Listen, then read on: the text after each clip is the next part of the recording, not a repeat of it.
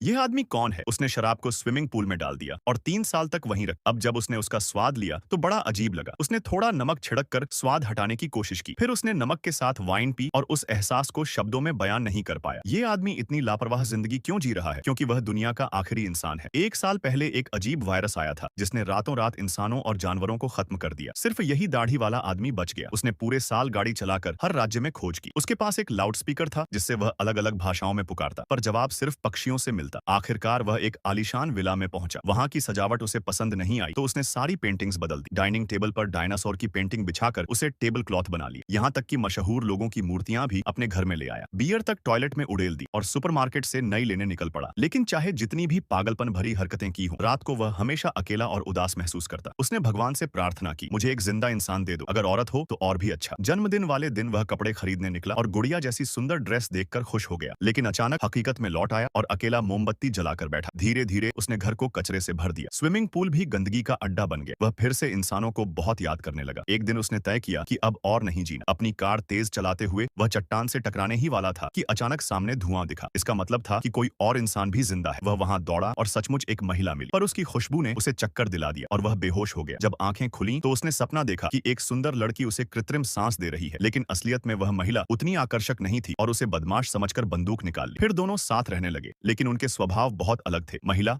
कोई हुआ बहुत सख्त साफ सफाई को लेकर परेशान करती, वहीं दाढ़ी वाला आदमी हुजीगे लापरवाह था। धीरे धीरे दोनों के बीच झगड़े भी हुए, पर अंत में कोई हुआ ने कहा, हम आखिरी इंसान हैं, हमें अगली पीढ़ी के लिए साथ आना ही होगा। दाढ़ी वाला पहले मना करता रहा, लेकिन अकेलेपन से थक कर मान गया। फिर पानी की दिक्कत आई, कोई हुआ थक गई। आदमी ने मेहनत करके पानी की सप्लाई ठीक की। आभार जताने के लिए कोई हुआ ने उसे खाना खिलाया और शादी की शर्त रखी। दोनों ने चर्च में शादी कर ली, लेकिन जल्द ही एक और महिला श्याओमई मिली। वह ज्यादा सुंदर थी और आदमी उसकी तरफ खींचने लगा। उसने कोई हुआ को नजरअंदाज करना शुरू कर दिया। श्याओमई ने दावत दी और दोनों करीब आ गए। आदमी ने सोचा कि वह कोई हुआ को छोड़ देगा, लेकिन जब उसने देखा कि कोई हुआ कितनी मोहब्बत से उनका रिश्ता निभा रही है, फूलों की अंगूठी बनाकर फोटो संभालकर, तो उसका दिल बदल गया। वह कुछ कहे बिना चुपचाप बाहर निकल गया।